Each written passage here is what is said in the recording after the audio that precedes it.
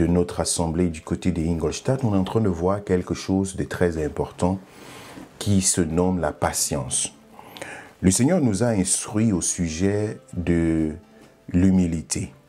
Et c'était une vertu qui s'applique dans nos vies aujourd'hui et qui va rester pour le restant de nos jours comme étant un point sur lequel nous devons mettre beaucoup d'accent. Mais à côté de l'humilité, nous sommes interpellés à faire preuve de patience. Faire preuve de patience afin d'expérimenter la gloire de Dieu au temps de Dieu. Il est important d'être des enfants qui prient, qui intercèdent, qui cherchent la face de Dieu dans les circonstances. C'est important de prier. C'est important de prier avec persévérance. Mais c'est aussi important et même ultime d'écouter la voix de Dieu. Parce que prier, c'est communiquer avec Dieu. Prier, c'est dialoguer avec Dieu. Et quand nous parlons de dialogue, nous voyons, n'est-ce pas, un aller et un retour. Nous voyons un interlocuteur. Donc, lorsque nous entrons dans la prière, ce n'est pas simplement pour dire des choses, mais c'est aussi pour être attentif à des choses. Nous disons des choses qui viennent de nos cœurs, mais nous sommes également attentifs à ce qui vient du cœur de Dieu. Et c'est ce qui apporte la vie dans nos prières. J'ai béni le Seigneur parce que Dieu nous a équipés dans le CVS Church en ce qui concerne la prière et l'écoute attentive de la voix de Dieu. Dans une sensibilité que nous développons jour après jour et que nous voulons continuer à développer et à voir le Seigneur se manifester dans nos vies de tous les jours. Hier encore, nous l'avons vécu lorsque nous étions en train de clôturer notre journée de travail avec les ouvriers du CVS Church et que nous avons pris un temps dans la prière. C'était fluide de voir que nous pouvons dire des choses au Seigneur et écouter de sa part. Je voudrais t'encourager à ne pas simplement être celui-là qui vient dans la présence de Dieu sans pouvoir ressentir cette présence. Mais il faut parler au Seigneur, il faut également écouter de la part de Dieu. C'est donc en écoutant de la part de Dieu que tu saisis une promesse, que tu saisis une prophétie, que tu saisis une perspective future qui te montre ce qui est, mais beaucoup plus ce qui sera. Et tu peux te projeter vers l'avenir parce que Dieu a dit, Dieu a déclaré et Dieu le fera. Maintenant, lorsque tu as prié et que tu as reçu la promesse de Dieu qui te montre le futur, il y a une autre chose à faire, c'est d'être patient jusqu'à ce que cela s'accomplisse. La patience vient donc comme étant une vertu. Nous l'avons vu dans la vie de l'apôtre Paul, pendant qu'il était en train de voyager pour aller à Rome, afin de se faire juger de ce côté-là, dans Actes des Apôtres au chapitre 28, nous avons vu ce passage, là où l'apôtre Paul était dans le navire, avec plusieurs autres prisonniers, et le naufrage s'est annoncé, la débandade totale s'est annoncée, mais l'apôtre Paul, pendant qu'il était dans le sommeil, Dieu lui a montré une vision. C'était comme une réponse à ses prières, à ses cris, pour dire au Seigneur, sauve-nous de cette situation. Et Dieu lui parle à travers un ange pour lui dire, tu comparaîtras devant César. Il se réveille le matin et il comprend simplement que si Dieu lui a dit qu'il comparaîtra devant César, ça veut dire par ricochet qu'il ne va pas mourir dans ce naufrage. Et il annonce à tout le personnel, à tous les passagers pour dire, un ange du Dieu que je sais m'est apparu cette nuit et m'a dit que je comparaîtrai devant César. C'était ça sa réponse. C'était ça ce sur quoi il pouvait s'appuyer, se tenir pour dire, le naufrage peut être grand, la situation peut être déplorable, mais j'ai une promesse, c'est que j'arriverai de l'autre côté. Lorsque Jésus entre dans la pirogue avec ses disciples, il leur dit « allons de l'autre bord ». Donc une promesse, une révélation, une déclaration que tu reçois de la part de Dieu, c'est quelque chose de salvatrice pour te permettre de pouvoir tenir fort et bon dans tout le processus dans lequel tu te retrouves en ce moment. La patience est donc le résultat d'une part de la prière que tu fais au Seigneur et de l'autre part de la réponse que Dieu donne à cette prière. Pour que tu passes donc de la promesse à son accomplissement, la patience vient se présenter à toi comme étant le moyen de canalisation. le moyen de transport, le moyen de circulation, jusqu'à ce que tu puisses recevoir ce qui vient de Dieu. Parce que beaucoup ont reçu des promesses, mais plusieurs ne l'ont pas encore vu s'accomplir. Beaucoup ont reçu des promesses, mais plusieurs ont même dépassé l'accomplissement de ces promesses. Elles ne sont jamais accomplies et le temps même, parfois, a dépassé l'entendement des hommes, ce n'est pas accompli. Ça, il ne faut pas se mentir. Il y a très souvent des choses que Dieu nous promet et tu ne les vois pas s'accomplir. Ce n'est pas parce que Dieu est un menteur, ce n'est pas parce que la prophétie est fausse, mais c'est une question qu'il faut se poser. As-tu adopté l'attitude nécessaire pour entrer dans cette promesse qui a été celle du Seigneur? Dieu a fait le jardin d'Éden. Et la promesse de Dieu, c'était que les hommes puissent vivre dans ce jardin d'Éden, puissent se réjouir chaque jour, chaque nuit, dominer sur toute la terre, avoir la domination, avoir tout ce qui était. L'homme avait cette promesse d'être toujours le maître de tout ce que Dieu avait créé. Mais lorsque nous regardons aujourd'hui, on a l'impression que cette promesse n'était qu'un mensonge. On a l'impression que cette promesse n'était pas vraie. Mais pourtant, elle est et elle demeure vraie. C'est l'homme qui, par son péché, par sa désobéissance à Dieu, s'est déclassé du tuyau de canalisation que Dieu avait mis pour l'accomplissement de cette promesse-là. Et alors, dans le monde de l'homme à lui, il peut prétendre et être convaincu que la promesse de Dieu était fausse, était un mensonge parce qu'il ne la voit pas s'accomplir dans sa vie, dans son monde à lui. Mais est-ce que la canalisation est le chemin que Dieu a tracé pour l'accomplissement de cette promesse? Je prenais un exemple dimanche dernier en disant notre dernier fils qui n'a que 7 mois d'âge, à qui je promettrais sans aucune hésitation la clé, une voiture. À son âge, aujourd'hui, je lui promets une voiture. Je ne prendrai pas cette clé de voiture aujourd'hui, à l'instant T, pour le lui remettre. Mais c'est une promesse qui lui est faite de la part de son père, avec la certitude que cela va s'accomplir. Mais il ne prendra pas, il ne recevra pas cette clé de ma part maintenant. Pourquoi? Parce que le lui donner maintenant serait pour moi un acte d'irresponsabilité envers cet enfant. Ne serait pas un geste d'amour en lui donnant une clé de voiture en ce moment. Peut-être qu'il est très petit et qu'il ne peut même pas essayer. Je prends notre premier fils, Jess, à qui je promettrais une voiture et qui a déjà cet âge-là où il peut essayer quelque chose, s'embrouiller et tout le reste, mais je ne lui donnerai pas la clé de la voiture parce que ce serait une irresponsabilité de ma part. Pourquoi? Parce qu'il y a un temps dont il a besoin pour atteindre une certaine maturité, pour partir à l'auto-école, pour pouvoir apprendre, pour voir les réalités de la vie, pour comprendre la gestion financière, ce dont la voiture a besoin, les réalités qui tournent autour de la chose, afin que cette chose ne soit pas une malédiction pour lui, mais plutôt bel et bien une bénédiction. Le chemin dont est tracé, l'avenir est projeté. Mais la certitude qu'il recevra cette voiture ne dépend plus de moi en tant que père, parce que je l'ai. Dieu m'a donné par sa grâce les moyens de lui fournir une voiture. C'est-à-dire, c'est assuré, c'est confirmé. Mais l'accomplissement dépendra de lui. L'accomplissement, la réception de cette voiture dépendra de lui. Et ça n'aura rien à voir avec est-ce que papa a menti ou il n'a pas menti.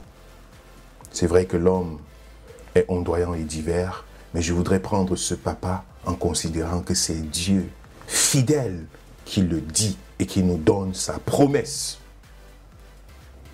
Donc l'accomplissement dépend de nous dans le processus vers cet accomplissement-là. La patience s'offre à nous. Et c'est pourquoi c'est important pour nous de pouvoir nous tourner vers cette patience et de l'étudier, de la comprendre, de voir comment la Bible vient à plusieurs reprises insister sur les vertus, les capacités, les bénédictions, les enjeux qui tournent autour de la patience. Je voudrais donc croire que tu es une personne en tant qu'enfant de Dieu qui aime prier, qui aime aller vers Dieu pour présenter ton cœur, pour présenter tes pensées, pour présenter tes soucis, tes fardeaux, pour présenter tout ce qui te préoccupe et même présenter la vie des autres. Peut-être tu es en train de prier pour le salut de quelqu'un, celui de ton mari, de ta femme, de tes enfants, d'un enfant qui est devenu turbulent ou bien d'une situation. Tu vis quelque chose que tu présentes devant Dieu. Nous avons décidé en cette année, l'opération Acte 16, verset 31. Crois au Seigneur Jésus et tu seras sauvé, toi et ta famille. Je sais qu'il y a beaucoup qui prient pour leur famille. Parfois, tu peux te dire, mais ça fait 1 an, 2 ans, 3 ans, 5 ans, 10 ans que je prie pour que mon père se convertisse, pour que ma mère se convertisse, pour que mon enfant se convertisse, pour que ceci, pour que cela. Parfois, ça peut te prendre du temps. Mais je bénis le Seigneur parce qu'il y en a qui arrivent au bout de ce projet et qui voient le Seigneur briser les cœurs qui étaient endurcis, les cœurs qui étaient les plus incrédules. Dieu transforme. Mais Dieu transforme parce que tu as prié et tu as mis également la parole de Dieu à leur disposition. Tu as persévéré, tu as été patient, tu as manifesté l'amour. Si tu te mets à condamner ces gens, à réclamer des choses et tout le reste, à manifester une impatience et à pouvoir juger à tout bout de chemin, tu vas les écarter davantage de ce que Dieu est en train de prévoir pour eux. Mais si tu pries et tu es patient, tu pries, la chose s'empire, mais tu continues de prier. Ça s'empire, tu continues de prier. Ça s'empire, tu continues de prier. C'est dans la persévérance que tu verras la gloire de Dieu. Les disciples étaient dans la pirogue avec Jésus. Jésus avait dit, allons de l'autre bord. Et Jésus s'était endormi et ont trouvé la paix, l'assurance qu'il ira de l'autre bord. Mais la tempête a commencé et la pirogue était en difficulté. Et la Bible dit, et les disciples ont appelé Jésus pendant qu'il dormait.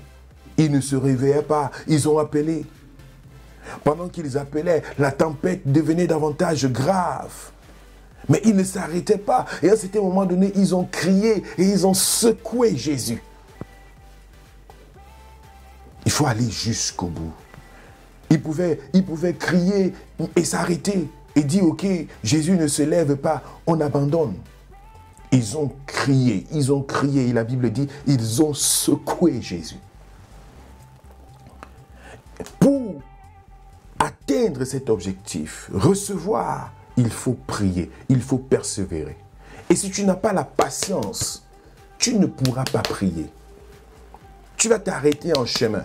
Les pensées vont venir. Oh, j'ai déjà beaucoup prié. J'ai déjà beaucoup intercédé pour cette affaire. Oh, c'est toujours mon sujet. Oh, c'est toujours mon sujet. Pourquoi je vais toujours donner ce sujet et tout le reste? Et tu vas t'impatienter et l'ennemi va venir prendre le dessus. Et il va te proposer d'autres voies et moyens qui ne sont pas ceux de Dieu. Mais dans la prière, tu es persévérant, tu es patient, tu persévères, tu crois en la promesse de Dieu. Si tu n'as pas encore reçu la promesse de Dieu, prie que Dieu te parle. Prie afin que tu sois sensible à la voix du Seigneur. Prie afin que ce que Dieu a déclaré dans ta vie, que tu sois capable de l'écouter, que tu sois capable de comprendre, que tu sois capable d'identifier la voix de Dieu pour ta vie. Et que tu puisses la mettre en pratique. Que tu aies, n'est-ce pas, quelque chose sur laquelle tu peux t'accrocher, une expérience personnelle avec le Seigneur. Je me souviens encore, comme si c'était hier, de l'une de ces premières prédications de notre bien-aimée Sandrine Pecté, qui disait, il y a des choses que tu ne peux pas expliquer aussi longtemps que tu n'as pas eu une expérience personnelle avec Dieu. Il y a des débats dans lesquels tu refuses même d'entrer parce que tu te dis, ce sont des choses qui vont embrouiller à gauche, à droite. Mais lorsque tu as une expérience personnelle avec Dieu, tu avances, tu persévères. Je ne sais pas de quoi vous êtes en train de parler, de quel Jésus vous parlez, vous l'accusez de ci ou de ça. Mais ce que je sais, c'est que j'étais aveugle et maintenant je vois. cet homme qui avait été guéri par Jésus de son aveuglement et qui avait été placé comme étant juge sur la personne de Jésus, on lui demandait de reconnaître que Jésus était un sorcier, un devin. Il leur a dit, je ne sais pas de quoi vous parlez. Je ne sais même pas le nom de celui qui m'a guéri. Je sais seulement une chose, c'est que j'étais aveugle et maintenant je vois. C'était son témoignage, c'était sa vie, c'était son expérience. Et c'est quelques temps plus tard qu'il a rencontré Jésus. Jésus s'est révélé à lui. Et il a dit, maintenant, je connais la personne qui m'a guéri et je peux parler de ce Jésus. Il faut chercher à avoir une parole de la part du Seigneur. Parfois, Dieu t'a même déjà parlé. Parfois, Dieu s'est déjà révélé à toi plusieurs fois. Quelqu'un t'a appelé au téléphone, t'a communiqué une parole. Tu as eu un songe là où Dieu t'a montré, n'est-ce pas, une partie de ton futur. Tu étais en culte, en réunion. La parole de Dieu est sortie, s'est adressée à toi. Elle est entrée dans ton cœur. Tu étais dans la parole de Dieu, tu as médité et tu as saisi une promesse de la part de Dieu. Tu as vu comment Dieu a répondu à ta prière par la parole, par la promesse, par la déclaration. Quand tu t'accroches à cela, tu ne seras pas déçu. C'est un moteur pour la patience. C'est un moteur pour la patience. La patience est toujours relative à une promesse. S'il n'y a pas de promesse, c'est difficile de parler de patience. Patience par rapport à quoi? Tu es en train d'aller où? As-tu déjà vu ce que Dieu est en train de vouloir faire dans ta vie? Lorsqu'on dit aux enfants, si je rentre le soir, je vais vous apporter un bonbon. Les enfants vont attendre. Peut-être l'attente va être longue pour les enfants parce que le bonbon là, ça sonne derrière leur tête. Chaque fois qu'ils pensent à ça, le goût sucré de ça tourne dans la tête et tout. Et puis ils vont regarder à la porte à chaque fois. Oh, est-ce que papa est déjà rentré? Est-ce que la voiture est garée? Est-ce que... Mais ils savent qu'il y a un objectif qui les pousse à rester à la maison et d'attendre. Si tu es à la maison, quand je rentre là, tu auras ton bonbon. Ils vont patienter. Même les amis vont venir les appeler pour aller jouer avec eux dehors. Ils vont dire que non, attends d'abord. Je vais te retrouver quand mon papa sera rentré. Ils ont un objectif, attendre.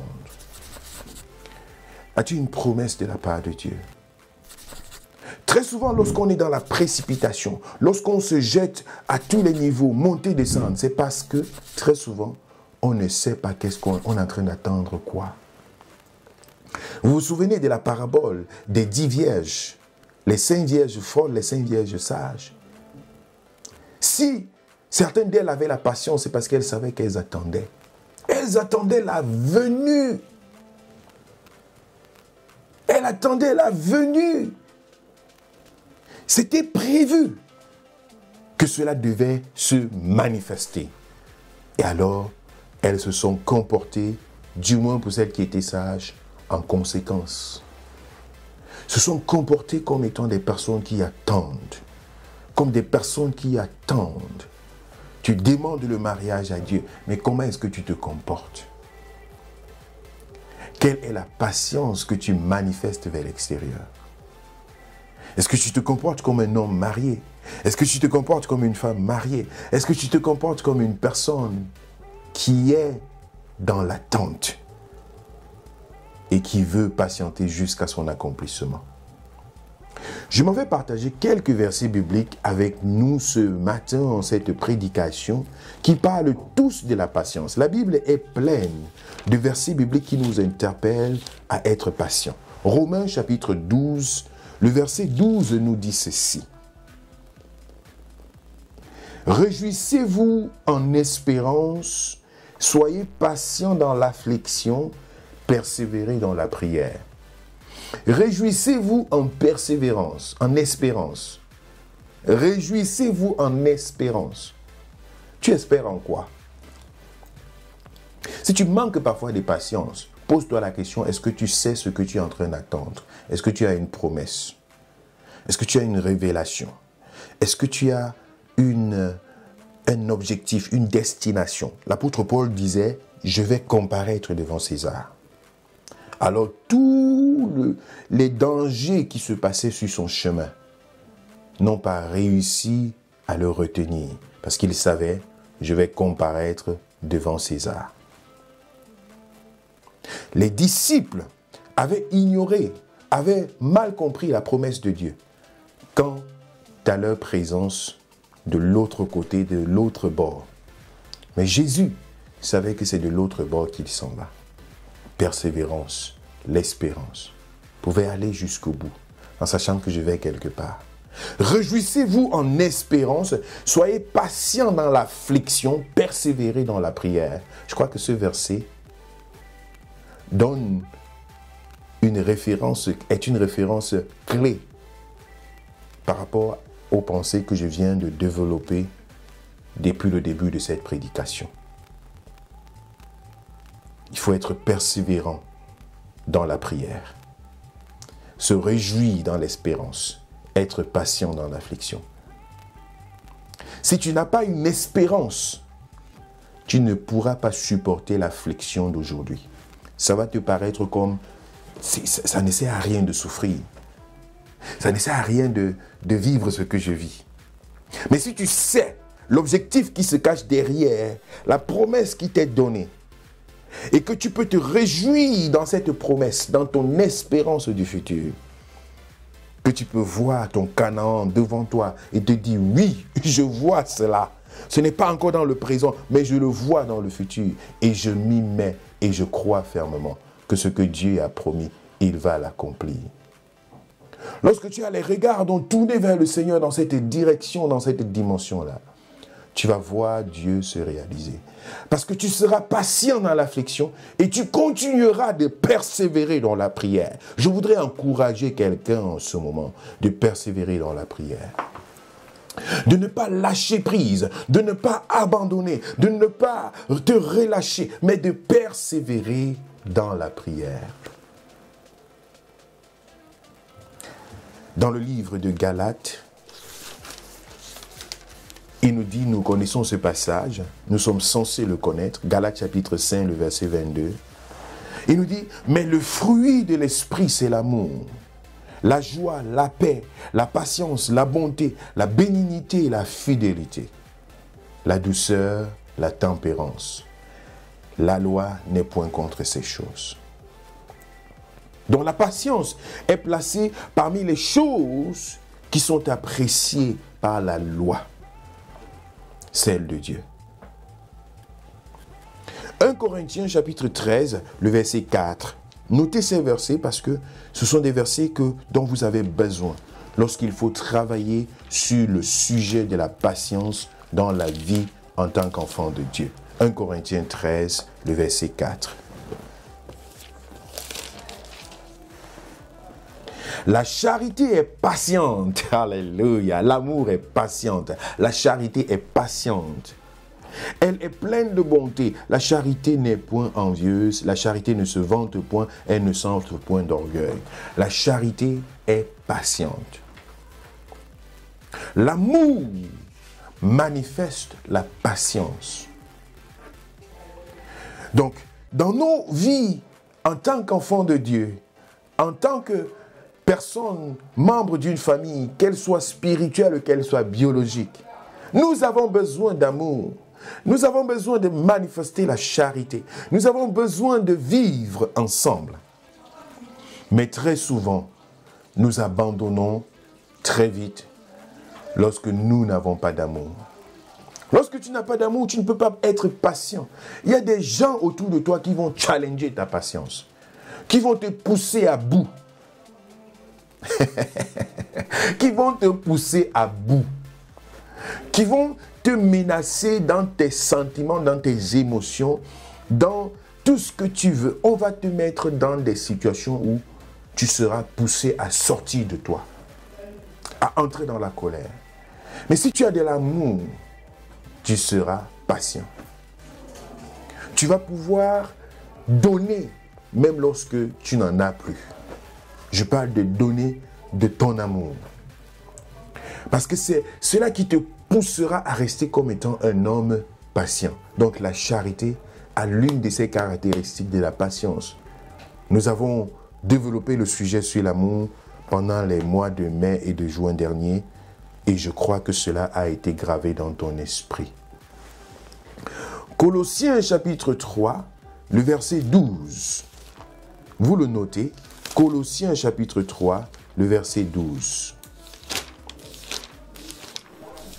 La parole de Dieu nous dit dans ce passage de Colossiens chapitre 3, le verset 12, « Ainsi donc, comme des élus de Dieu, saints et bien-aimés, revêtez-vous d'entrailles, de miséricorde, de bonté, d'humilité, de douceur et de patience. » C'était 1 Corinthiens 13, verset 4 que nous avons lu tout à l'heure, Fridiane.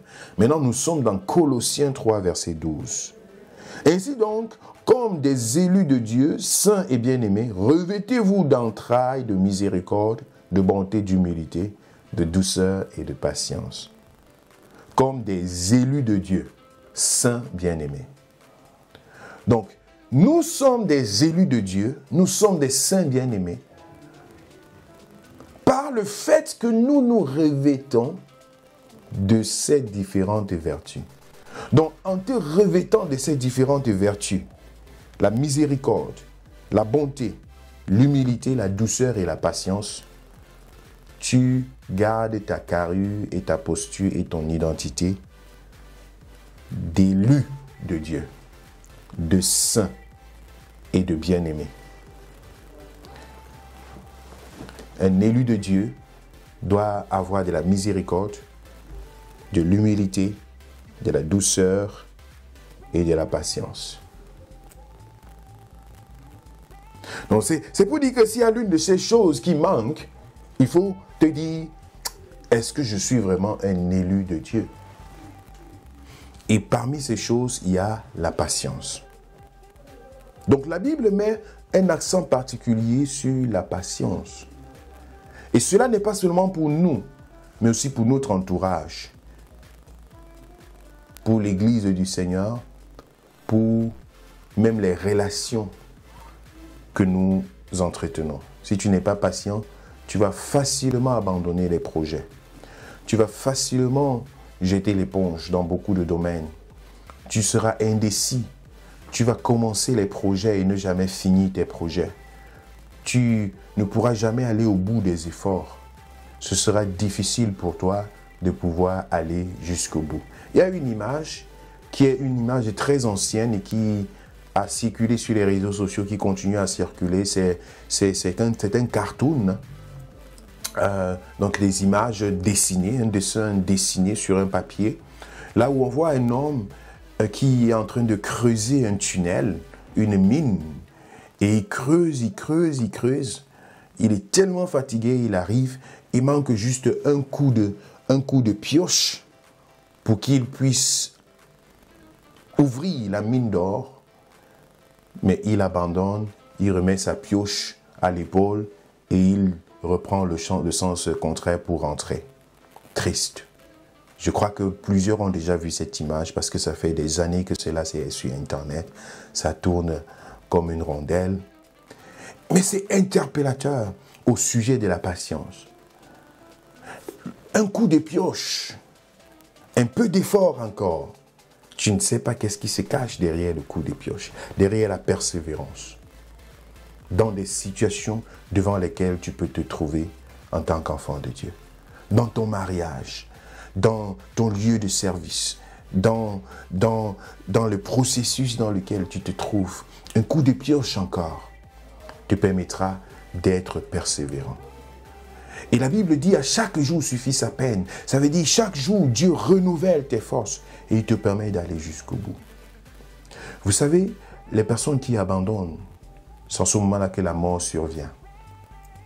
C'est lorsqu'on abandonne, c'est lorsqu'on a lâché à l'intérieur de soi que le corps se détache. Lorsqu'on est persévérant et qu'on est déterminé, il y a une force extrême et extraordinaire qui se manifeste dans la vie de l'être humain. Mais quand l'ennemi vient mettre le découragement, il vient mettre l'abattement, tu es abattu au-dedans de toi, les forces te lâchent. Les portes sont ouvertes pour des maladies de tout genre.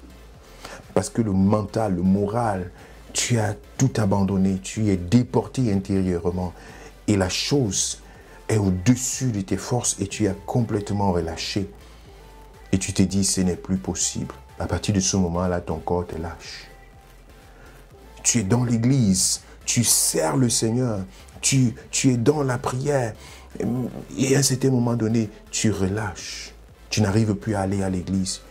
Le service, le ministère qu'on t'a confié, tu abandonnes sans savoir pourquoi. Tes priorités commencent à être ailleurs. Tu tournes à gauche, tu tournes à droite. Tes paroles deviennent complètement différentes. Parce qu'au-dedans de toi, tu as lâché. Tu n'espères plus. Une jeune sœur qui priait pour sa délivrance, pour la guérison. Elle était victime d'une maladie incurable. Et elle priait, et elle priait.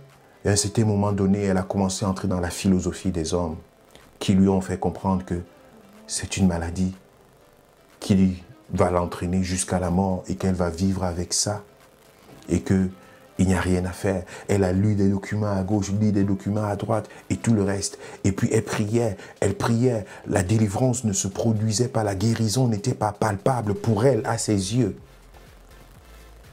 Au lieu de persévérer, elle a abandonné. Elle a abandonné et elle s'est mise dans la philosophie des hommes.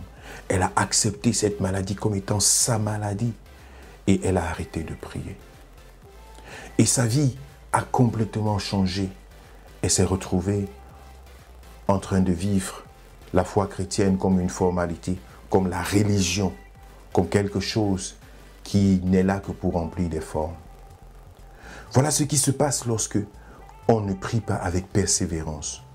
Lorsqu'on n'est pas patient, lorsqu'on n'est pas persévérant dans l'espérance, lorsqu'on ne se réjouit pas dans l'espérance, lorsqu'on est devant un défi, un dilemme, et qu'on pleure devant Dieu, et qu'on s'attend que oui, cette fois-ci, c'est le final. C'est bien de prier avec une détermination que cette fois-ci, c'est le final. Mais sache que chaque fois, il faut aller devant le Seigneur avec la même détermination.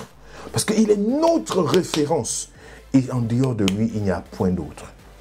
Quand tu as cette détermination, tu te comporteras comme cette femme veuve qui partait vers le juge inique et qui savait à chaque fois qu'elle partait là-bas que c'était pour que justice lui soit rendue. Même lorsqu'elle rentrait sans avoir palpé la justice qui lui était rendue, le lendemain, elle partait encore. Et le jour où la justice lui a été rendue, écoutez-moi bien, bien-aimé, le jour où la justice lui a été rendue, ce n'était pas juste le jour-là qui était la contribution à ce que justice lui soit rendue. Je ne sais pas si vous m'écoutez. Le jour où la justice lui a été rendue, ce n'était pas seulement le jour-là qui était l'élément déclencheur de la justice qui lui était rendue. C'était la somme de tous les jours qu'elle était venue devant la présence de Dieu. C'était la somme de tous ces jours-là. Parce que le juge inique a dit quelque chose. Bien que je sois inique et méchant, si je ne rends pas justice à cette femme, elle ne cessera pas de venir m'importuner.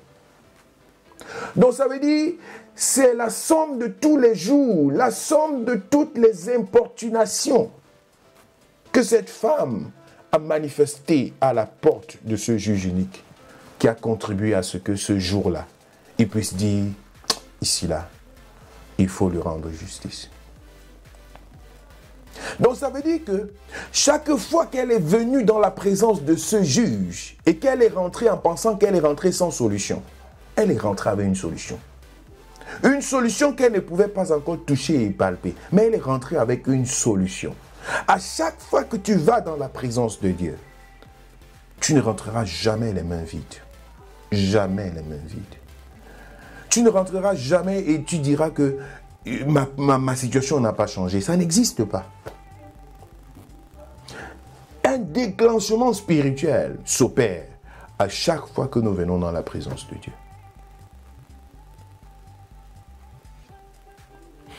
Persévérer, se réjouir dans l'espérance, aller jusqu'au bout avec ce que Dieu déclare dans nos vies, avec ce qu'il décide d'accomplir au milieu de nous. Alléluia. Vous pouvez noter Jacques chapitre 5 du verset 7 au verset 8, je ne vais pas le lire. Jacques 5, 7 à 8 et également 2 Pierre 3 verset 9. La Bible nous dit dans le livre de Proverbes au chapitre 14, le verset 29, Proverbes 14 verset 29, c'est avec ça que je voudrais clôturer. Celui qui est lent à la colère a une grande intelligence, mais celui qui est prompt à s'emporter proclame sa folie. Celui qui est lent à la colère a une grande intelligence, mais celui qui est prompt à s'emporter, à s'enflammer, proclame sa folie. Très souvent, tu dois dire à ton corps, descends, calme-toi, regarde vers l'avant. Réjouis-toi dans l'espérance, persévère dans la prière, va jusqu'au bout. Ce que Dieu a promis s'accomplira certainement. Je prie que le Seigneur puisse te donner la patience, la lenteur dans tes paroles et t'éviter une folie qui est celle des hommes. Mais te permettre d'aller toujours sur le chemin de l'accomplissement de la promesse de Dieu. Parce que ce que Dieu promet, il l'accomplit assurément. Il n'y a pas de demi-mesure. Dieu fait ce qu'il dit. Et il accomplit ses promesses de façon certaine. Je voudrais prier pour toi. Seigneur, merci pour cette parole puissante, cette parole transformatrice, cette parole régénératrice, cette parole qui fait des merveilles. Nous nous soumettons à elle et nous prions afin qu'elle soit gravée dans les cœurs et dans les pensées. Que chaque cœur puisse être habité par la patience. Que chaque cœur puisse être habité par l'aspiration et par l'attente qui vient de toi. Je prie pour toute personne qui s'attend à ta promesse, qui veut entendre clairement ta voix sur des situations. Je prie que les oreilles soient ouvertes, l'entendement circoncis, et que ta voix se fasse entendre du ciel. Seigneur, tu parles tantôt d'une manière, tantôt d'une autre. Je prie que tes enfants y prennent garde pour écouter ta voix et pour répondre, Seigneur, à ton appel. Merci, Seigneur, de te glorifier et de manifester ta gloire. Nous voulons aller jusqu'au bout. Nous voulons rester sur le chemin de l'accomplissement des promesses que tu as faites pour tes enfants. Mais nous savons que nous avons besoin de ton aide et de ton soutien. Merci de manifester ta gloire. Merci de nous revêtir de cette vertu qu'est la patience. Et que nous puissions être des témoins de cette merveilleuse œuvre que tu ne cesses de manifester au milieu de nous. Que ta bénédiction nous accompagne et que, Seigneur, ton peuple demeure sous ta grâce dans le nom de Jésus. Amen.